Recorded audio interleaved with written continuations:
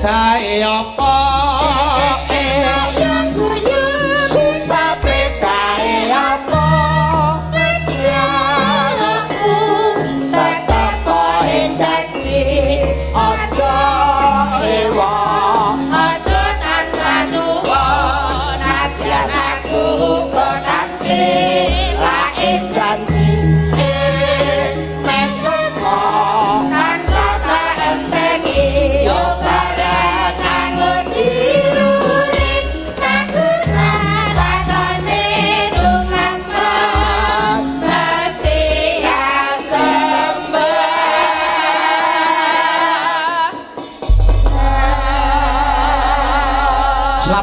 Mbak Nike. Selamat malam Mas Bayu.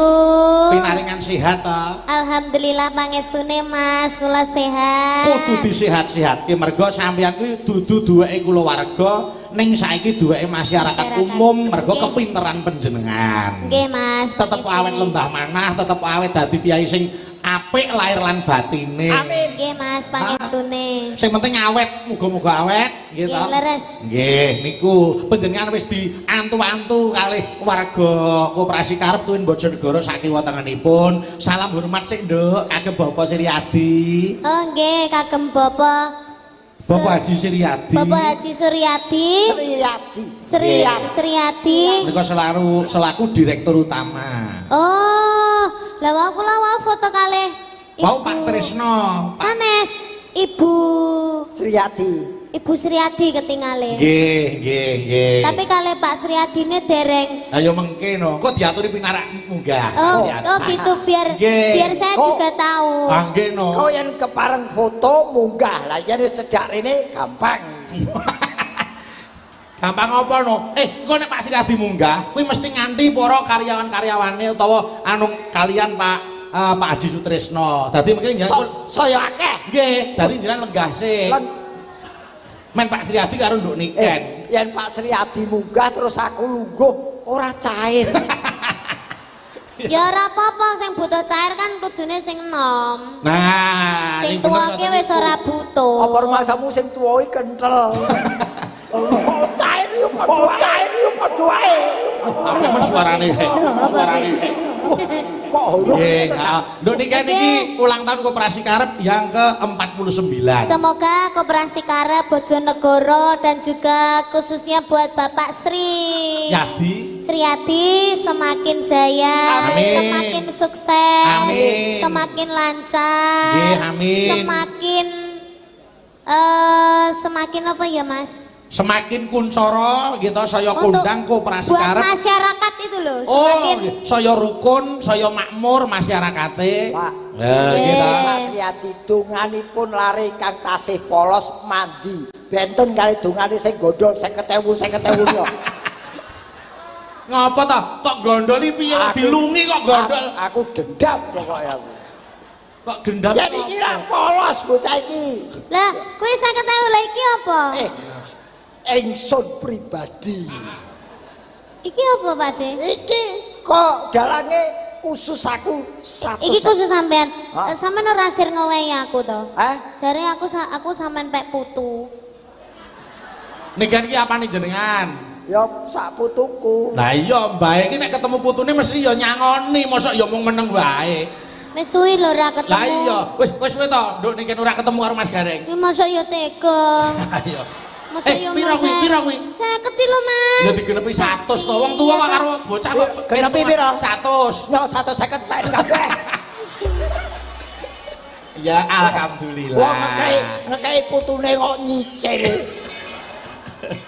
Sampe ikhlas apa ora? Kayake nesu lek nesu nyo gak usah wis sampe nanti masuk neraka lho. Aku ki atiku wis koperasi. Dadi kabeh tak keke. Loh, kapan kok ora ngabari nek operasi? Koperasi. Koperasi to, Mas. Krungu kuwi koperasi. Ati kok koperasi iki piye maksudnya? Karep. Oh, karep. Atiku wis karep, atiku wis koperasi. Oh, iya. Ya wis karep, tak kei. Iya. Aku wis karep. Wis raksa ngono kaya. Oh, aku anggur kepethuk niken kok mesti kelangan aku.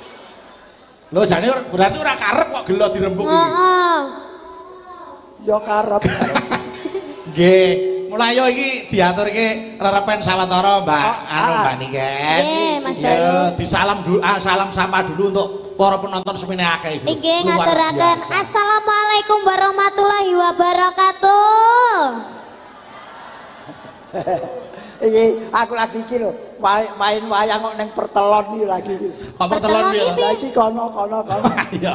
Kaya ning pertigaan. Ah ning kene piye? Disulap dari gedung pertemuan ya penak. Betul. Niki maune napa, Mas? Niki maune napa? Pabrik to? Nggih niki ya pabrik. Niki dienggo napa niku nampa mbako, Nduk. Oh, tapi Pak Sri niku alhamdulillah niku lho Mas, tiange niku mboten pelit. Oh, tenan kok. Biasane lek teng pabrik ngeten iki to, didelok mung nggih karyawan karo staf-stafnya. Tapi hari ini untuk umum loh Mas. Oh, luar biasa. Nek mriki sudah tahu. Nah, tepuk tangan untuk Koperasi Karep. Ini memang dari kita untuk kita. Ngerti toh, Koperasi Karep niku nek ora ana panyengkuyunge masyarakat tidak akan berdiri. Betul. Mula gandeng syukuran ya masyarakat dikedepankan. Loh. Kayak sing mirsani kuwatah sangat loh Mas. Jan hebat nek semene kok wong kabeh. Lah nggih. Iki didol apa piye iki? Apa to? Iki Itu kok ana pesawat ning kene iki? itu namanya drone. Apa? Drone. Oh, drone toh. Iya. Kuwi drone. Tahu enggak fungsi dari drone itu apa? Apa? Drone itu kamera yang bisa menyuting dari jarak kejauhan. Dari ketinggian. Iya, dari ketinggian. Oh, kuwi ana kamerane to? Heeh, ada kamera. Wow, iya. Alah. Ya wis tua Mumpung di kan. kamera. Neng kamera drone itu tidak bisa menangkap jam. Gitu. Oh, berarti hilang Mas lek ana Ora jine. ketok ya? Ora ketok lek putih lho sing mening-mening ayu-ayu ketok. Anggere sing Aku tak putih. pindah saka jam ning jam. Ya, Oh, aku diarani kaya dukung to kae. Oh, sapa sing tukang? Mbahmu donekke jam kok kowe.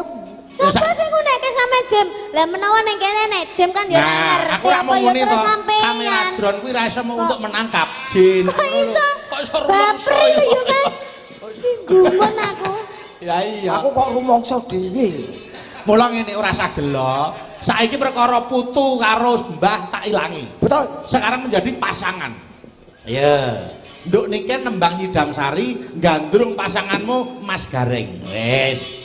Ning nggone banner iki udah gareng sampean itu sing dipajang kok tapi tekane sampean ya. Iya. Kuwi jane Gareng Angga kuwi. Anu nun sewu niku gambare garenge pun mati lho, Pak. Wis saestu sok mle yen nimbali kula ganti nyuwun foto kula mawon mengke ngersani foto kula kirim. Ya ben ora kleru sok ganti Gareng ae. Lah Mas.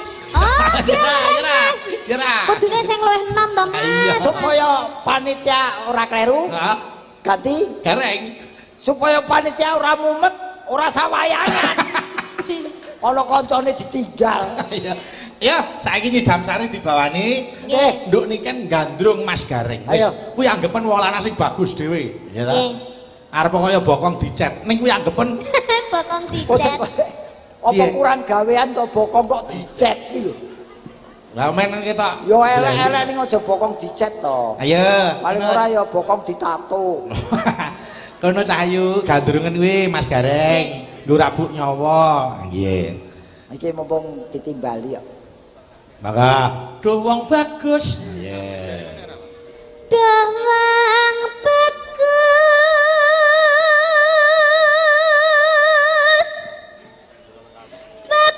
Bapak jening hati. Iki jane niken iki statusnya apa to? Lah ya penyanyi waranggono. Penyanyi polahe kok bajak laut. Piye to eneng apa to? Jawel wong bagus ki kekasih sing alus. Lah mah aku ben gandrung wong mesti lek dijawel mesti ngene ya mending tak ngenekne ae. Manut to. Arang-arang tuh gandrung ayu. Oh, arang-arang piye gandrungan karo niken sesuk asam uratku kambuh. Amin. Ah kok. Cai dia. Oh sehat tuh asam urat, asam lambung kok ya. Ayo, rene. Kok asam lambung? Eno. Ayo. Sawangan lampu kaya ana sing mati siji. Lah, Ngono dirembuk. Dah iya. Kaya ngene mang nandang as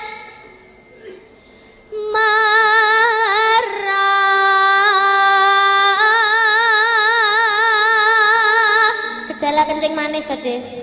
Ngene apa sing biasa? Joget biasa. Asam urat, asam lambung, kencing manis. Aku ki gareng di laboratorium. Di sini Ya aku sing penyakit kok. Ya sing gagah. Sing gagah. Aja koyo Iya, iya. Ya aja dadi atimu. Saking senenge ngatiku polahku kaya ngono mah. Oh, nggih. Yo ganti Mas Gareng sing gandrung. Duh, Apa to awakku dhewe? aku ora nyimak mau. Iya. Apa to awakku dhewe. aku mlaku nggih Kacang Mas. Kakang Mas ora Kacang Mas. Lah mlaku-mlaku rene Iya, lho. mlaku rono. Digandeng Ken, gandengen Ken, Mas Gareng digandeng. Nah, Jan, kaya putune ngeterke mbane puskesmas ya. Ora apa-apa, goleke kesehatan kok. Ora roman ra paten. Aja nesu to. Cek gula. Kencing manis nek. Lah biasane wis tuwa ki kudu cek ngono kuwi. Ya cek-cek ning ora kakan penyakit kok. Ya, do dewa, nduk Ken. Ayo wis. Dademu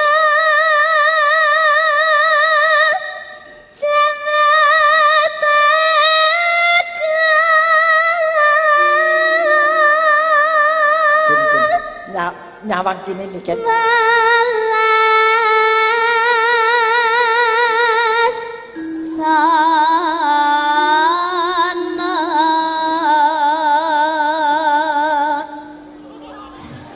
Ken dituntun Ken. Asyhadu alla ilaha illallah.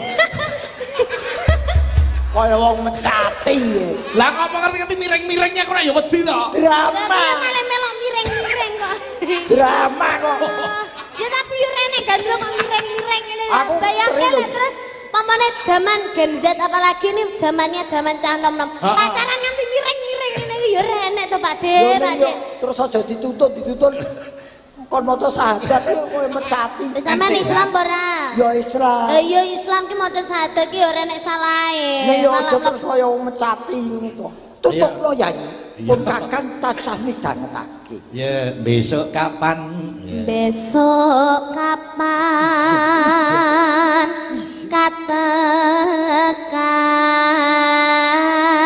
katakan cecer lan wong Wedhus. Bagus. Oh, bagus ya. Bagus.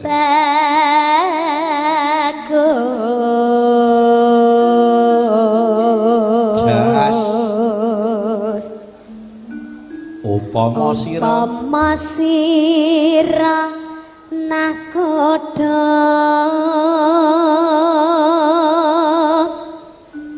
tanpa prau sasat sarah sarah ing Jaladri. ing Jaladri.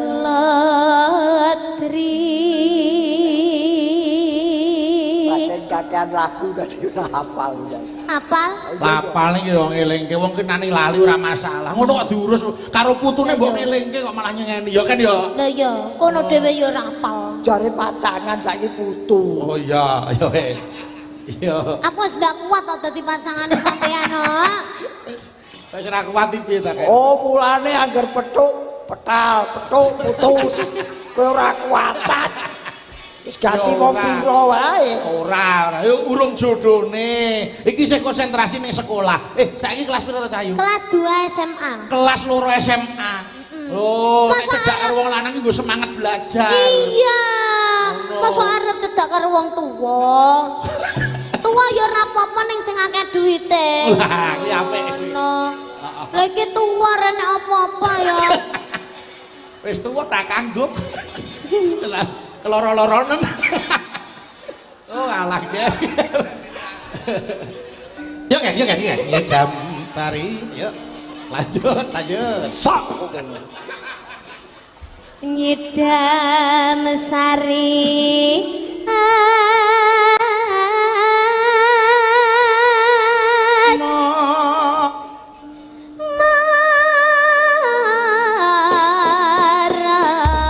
tepuk tangan kagem Niken Salindri, Bapak Ibu. Iki mumpung tak tes saiki. Kenapa? Ning aja berpikir negatif lan pornografi. Tidak. Pornografi. Saya selalu berpikir positif. Tegese koperasi ki apa? Tegese koperasi ya untuk menyimpan uang. Lah iya ono genahe. Ya toh Mas, mau gak? Operasi yo kuwi lha apa nek ora kuwi? Nah, iki tak terjemahke ning aja berpikir negatif. Oke. Oh, Nanti berarti arep dipisah iki tembunge. Sama dengannya kamu nilai sendiri. Oke, nggih. Koperasi, koper kuwi wadah. Ada. Asi ki air susu ibu. Bener. Koperasi wadah air susu ibu kuwi BH. Iya, heeh. Artinya BH berbadan hukum. Nggih. Jadi kalau koperasi cari koperasi yang berbadan hukum seperti koperasi Karep niku genah wis sah. Tur aman. Kalau tidak berbadan hukum berarti itu bisa-bisa penipuan. Oh iya. Aku membangkitkan sari.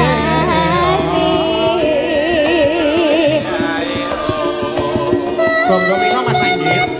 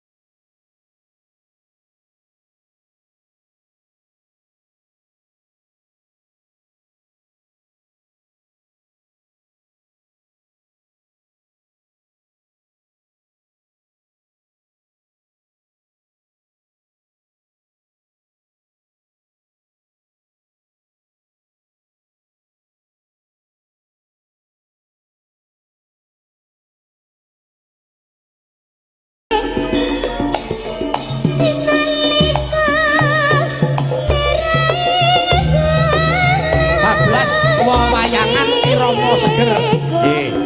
Lam-laman Srirama bagus.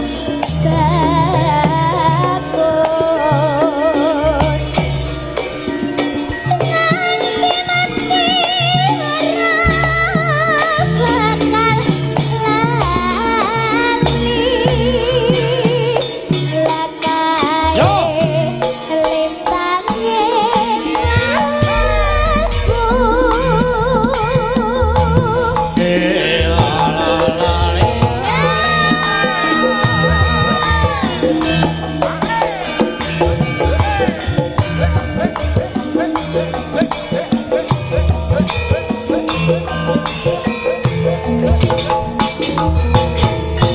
Ngerangin ayo gender sinter gampang ayo.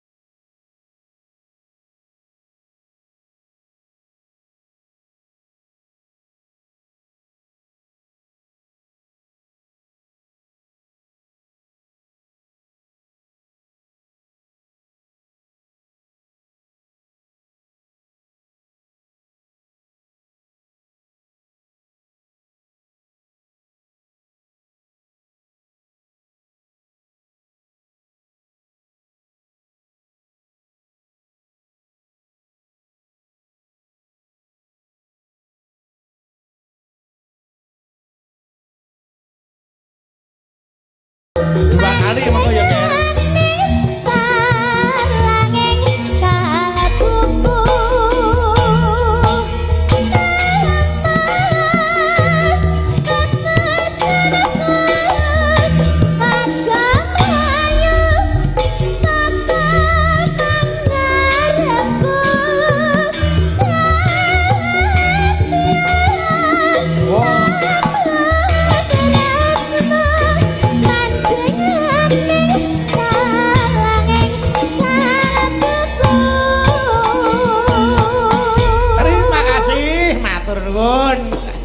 Jangan elok tenan. Wah, mula ya ora gumun, ora metal yen niken ki saya mumbul. Lah apa kok mergo kualitase bocah iki pancen nyata ora tegese ora karbitan, ora kesengkan ning ditata karo kahanan. Mung ya dongane wong tua muga-muga tetep eksis sepanjang masa. Amin. Nduk niki ampun lenggase aku tak nyuwun tulung Pak Dirut diaturi pinarak wonten pemanggungan Mas Gareng. Bapak Siryadi sekalian monggo menawi wonten keparengipun. Sekalian Pak Trisno sinten mawon niki bakal dipun kanthi kados sadat saben monggo mriki. Pinarak mriki. Bapak Siryadi keparenga wonten mriki Bapak. Monggo Bapak, monggo pinarak mriki monggo. Kalian Ibu kalian Metara.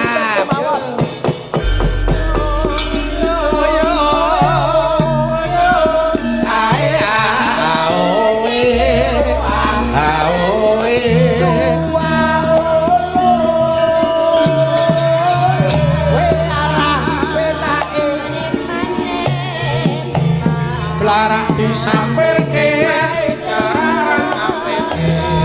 ngono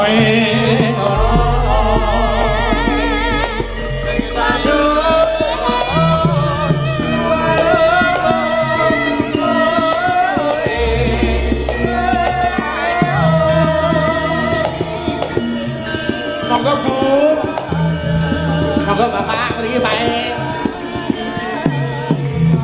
Ngetan bali ulang apa setyane ono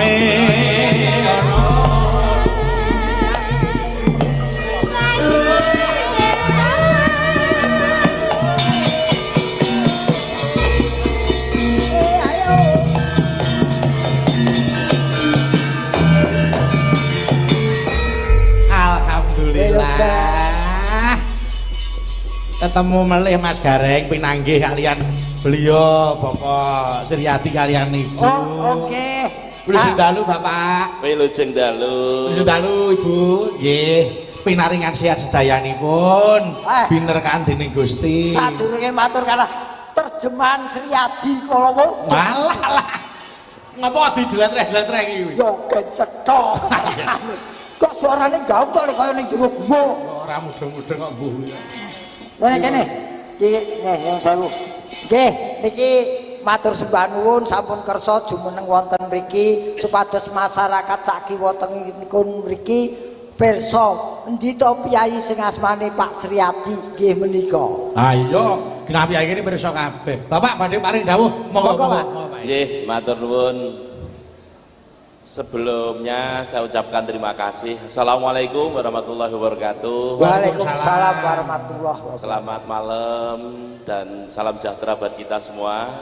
Terima kasih pada Bapak Ibu pengurus, pengawas, Koperasi Karep, jajaran manajemen dan seluruh anggota, karyawan, karyawati Koperasi Karep dan PT Karep Alam Sejahtera dan seluruh masyarakat Kabupaten Bojonegoro dan sekitarnya. Tepuk tangan buat kita semua. Luar biasa. Terima kasih malam hari ini puncak acara hari ulang tahun Koperasi Karep yang ke-49 disemarakkan oleh semua masyarakat Kabupaten Bojonegoro.